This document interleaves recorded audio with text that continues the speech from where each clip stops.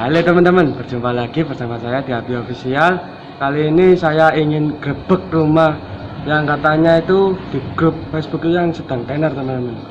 Yang ingin tahu lebih kelanjutannya, yuk klik tombol subscribe dulu. Kalau sudah, jangan lupa diklik tombol loncengnya agar dapat notifikasi saat saya upload video terbaru ya teman-teman. Yuk kita panggil orangnya. Om Hendriko. Namanya Om Hendriko teman-teman. Om Hendriko. Nah ini teman-teman orangnya. Ini dibuka ya, nggak ditumbuk ya. Nah ini teman-teman. Apa dong? Ini katanya yang apa? Yang punya apa? Gubuk luwak ya? Gubuk luwak Surabaya. Gubuk luwak Surabaya. Ini koleksinya bagus-bagus ya, Om ya? Ya, ini yang kayak gini ini hitungannya lumayan lah, Mas. Boleh saya review nanti semua ini ya, Om ya? Boleh. Silakan. Tapi sebelumnya saya bilang, Mas, ini kalau Mas Adi mau tahu, ini semuanya dari jenis musang pandan, Mas. Musang pandan itu banyak sebetulnya variannya di Indonesia ini. Mulai yang seperti ini yang lawu, sini yang Bali, Ron, ini juga lawu, tapi ini hasil breeding Mas, sudah silangan dia sebetulnya. Ini yang normal. Nah, ini yang Bali, tapi yang terakhir dia warnanya lebih kuning Mas, seperti gading kayak begitu itu. Nah, ini karena nggak mandi aja. Yo nggak mandi ya, Om ya? Sama kayak gitu. Iya, belum mandi ya belum. Mandinya tadi pagi. Ini namanya ini musang apa aja, Om? Semuanya musang tetap. Yang nama ilmiahnya Hermaphroditus Paradoxurus Hermaphroditus, Mas. Jadi istilahnya musang pandan, kalau orang sini bilang misalnya di daerah Surabaya, musang kembang. Iya, kalau dia beda lokaliti. Jadi Indonesia ini kita berbangga ya jadi orang Indonesia ini. Lokaliti di Indonesia ini banyak sekali varian warnanya, Mas. oh, dengar-dengar ini hasil apa? Buat breedingan ya, Om? Iya, kalau di sini ini sebetulnya ini yang untuk menyimpan calon indukan sih. Calon indukan ya? Sama yang untuk kita kalau di komunitas itu untuk sosialisasi. Nah, tolong bagi ilmunya tuh, ini gimana caranya bisa menjadi diri semua ya? Pasti. Ya, gimana ini? Ayo masuk. Ya, yuk kita langsung ke dalam teman-teman. Ini teman-teman di rumahnya Om Hendriko udah disiapin kopi. Makasih loh. Kita kopi dulu aja teman-teman. Kami tanya-tanya ya. Ini take your time lah, nggak masalah apapun yang mau di. Ini apa ngomong-ngomong itu breeding itu gimana caranya? Edukasinya gimana? Itu perjalanannya itu loh. Jelaskan dikit aja.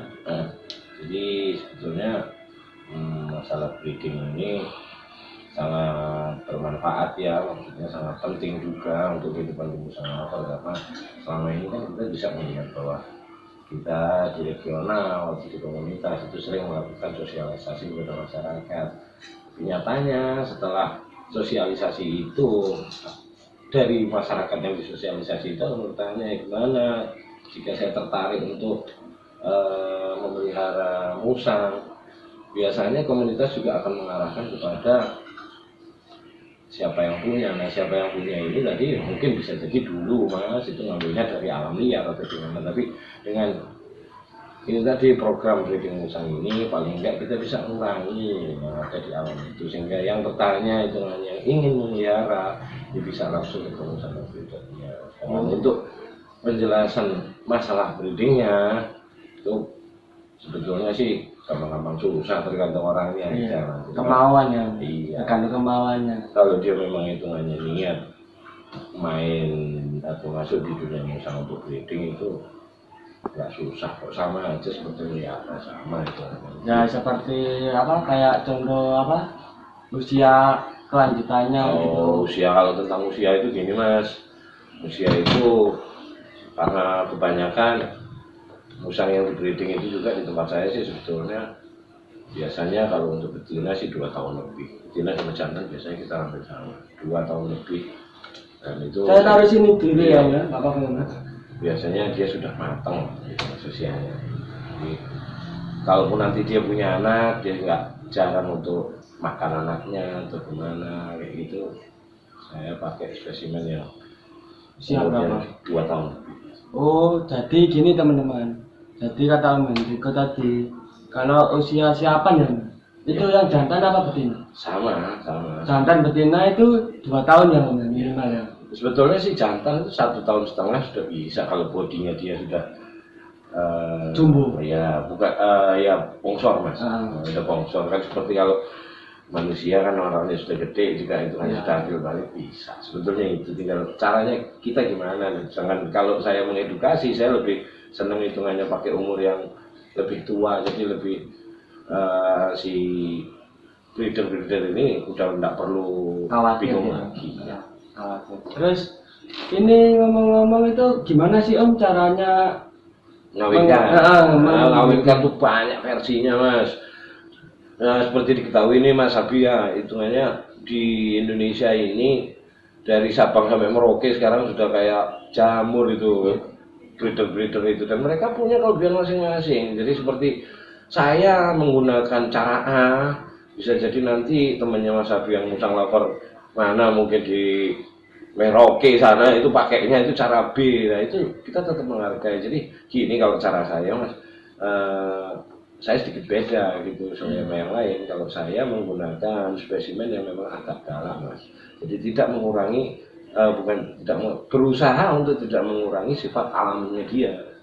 Cuman dia terkurung gitu. Intinya ini saya makainya yang agak dalam, jadi itu kayaknya nggak pakai ditempelin dulu, dijodohin gini, enggak. Kalau saya sudah ngerti bahwa ini musang betina sedang birahi, saya masukkan si pejantan ini yang memang dia sudah kalau ngeliat betina langsung sikat aja gitu. Jadi sudah langsung nggak perlu hitungannya dijodohin, dideketin kandang, kan banyak orang gitu. Dan saya menghargai itu nggak apa-apa. Kan itu kalau cara seperti gitu itu ada resikonya nggak sih?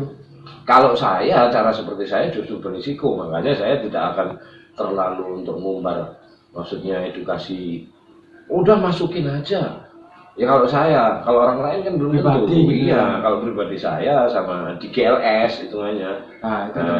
Di GLS itu kita sudah kayak gitu. Jadi kita ada rekan saya itu Pak Dery hitungannya yang di Semolwaru hitungannya, dia sudah paham benar waktu-waktunya pejantan kita ini masuk ke kandang betina, dan kita juga sudah paham benar bahwa resiko yang dihadapi pejantan kami itu hanya mungkin akan luka hidungnya, luka pantatnya, kakinya, atau ekornya. Kita sudah paham itu, dan itu tidak bisa saya praktekkan atau saya omongkan ke yang benar itu saya enggak. Lainnya juga benar, yang penting kan hasilnya keluar. Jadi pribadi sendiri itu Om Hendriko seperti itu, tapi pesan buat pemula ini Om, kayak saya ini main yang aman-aman aja mas, deketin dulu, deketin kandangnya, pahami dulu hitungannya karakternya gitu. Kalau memahami karakter musang gampang susah ya mas. Kalau kita mau instan aja, deketin kandangnya, pakai musang yang memang sudah layak. Sudah layak ini yang saya bilang 2 tahun. Dikasih makan yang benar. Maksudnya dikasih makan yang benar ini yang memenuhi tujuanmu. Kalau tujuanmu untuk proses breeding, ya sampai harus bisa mengenali bahwa makanan yang cocok itu ya itu makanan yang berprotein tinggi. Jadi kalau kamu kasih dia banyak karbohidratnya ya nggak salah kalau dia loyo atau kegemukan, yang itu bikin prosesnya tidak berjalan dengan lancar. Maksudnya gini, lebih baik pahami dulu umur musang yang itu tadi yang saya bilang 2 tahun umur 2 tahun up ya teman-teman. Terus pakan mereka ini apa? Kan banyak dikasih makan yang macam-macam lah. Benar. Gini ya, di komunitas musang-musang sendiri kan banyak orang yang ingin obesitas gitu. Wah, kalau masalah obesitas mau pribadi ya. Cuma begini, semua kan itu alangkah indahnya jika, itu tadi, jika sampean juga hitungannya memelihara kan kepengennya yang sehat. Jadi saya obesitas itu nggak penting kan? Urusan pribadi deh. Kalau saya obesitas itu sebuah bonus. Jadi itu hanya teman-teman.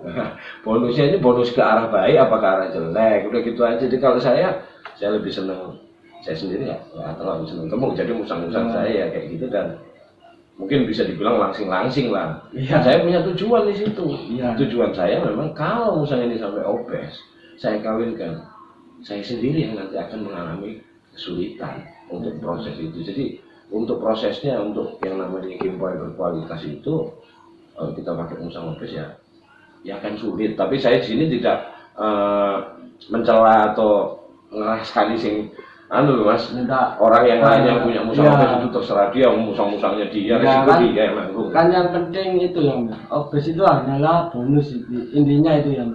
Iya, bonus, dan kalau bonus itu dibiarkan seperti bonus-bonus saja, bisa-bisa setiap orang juga akan salah kaprah. Jadi mindset orang itu dalam melihara musang gimana? Kalau dia lihat dari segi kesehatan memang obes itu tidak bagus ya, kenapa dilakukan? Tapi kalau dia memang bisa menjaga dengan obesitasnya itu, dia yakin bahwa musangnya itu sehat, kenapa juga enggak?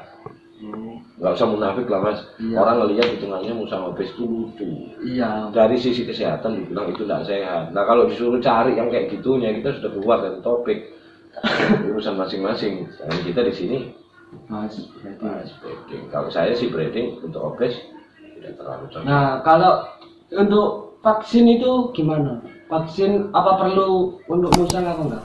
Jadi ya kalau itu sih, ya itu tadi kalau saya mas santai mas, kalau saya mau dibilang pro vaksin ya enggak juga, ya nggak apa-apa, tapi kembalikan ke diri kamu. Anda sebagai musang lover atau orang yang kepingin adopsi musang, itu kepingin musangnya sehat. Kalau musangnya sehat ya apa salahnya juga untuk divaksin. Nah di dalam kontes pun vaksin itu mendapat nilai, tapi banyak yang salah hitungannya. Waduh vaksin, enggak, nilainya hanya untuk sebagai penghargaan sebetulnya. Nilainya nilai kasih sayang gitu ya. Iya itu tadi salah satunya juga kasih sayang dan menjaga supaya musangnya ini tetap sehat. Kalau dibilang di alam itu ada yang divaksin ya nggak ada, sehat semua ada. Iya. Tapi itu kan ini sudah kita rumahkan. Kembali lagi seperti obes tadi. Mas Abi mau musangnya sehat atau. Nah kalau sudah yakin dengan pemberian pakan aja dan vitamin itu sudah sehat, tidak perlu vaksin, ya apa-apa. Tapi kalau ada yang bilang, wah biar lebih sehat nanti ada virus parvo atau distemper biar nggak kena, harus saya vaksin, ya lebih bagus juga. Tergantung lah, kalau punya duit divaksin. Vaksinnya itu biasanya apa sih? Kan kalau di pecah-pecah di dokter hewan kan nggak ada itu vaksin musang. Iya memang nggak ada mas, hitungannya penelitian tentang musang itu juga belum secanggih yang hitungannya mau negara lain aja juga belum, tapi kan yang mendekati ada, yang mendekati kucing sama anjing itu. Jadi diambil lah, sebetulnya kan bukan sama aja ya, sebetulnya ada kedekatan lah ya. Walaupun mereka bukan satu family atau satu spesies lah. Kalau spesiesnya beda. Iya maksudnya bukan spesiesnya. Iya. Terus kalau cara habis breeding, terus cara mengetahui musang berhasil apa enggaknya itu gimana? Itu tadi mas, yang pertama kan saya jelaskan prosesnya itu kalau untuk pemula dekatkan aja. Ya itu tadi. Satu, tahu waktu impor. Nah ini yang awal tadi kita tahu bahwa musangnya ini tadi sudah cukup umur, pakannya bagus sesuai standar untuk breeding. Berarti protein hewaninya harus ditinggikan seperti kepala ayam, ada yang pakai ini, ada yang pakai apa. Makanya saya bilang jangan terlalu dikasih karbohidrat. Jadi beda mas kebutuhan untuk breeding itu. Nah, ketiga itu kandang. Kandang juga harus cocok, jadi terlalu besar musangnya lari-lari nggak bisa kimpoy, terlalu sempit juga kimpoy nggak enak. Iya. Terus, nah itu sebentar, ini saya jelasin lagi. Setelah ini ada jadi musangnya bagus, pakannya bagus, terus kandangnya juga bagus. Nah itu tinggal yang namanya gimana kalian ngerti yang namanya istilah kimpoy berkualitas itu. Nah itu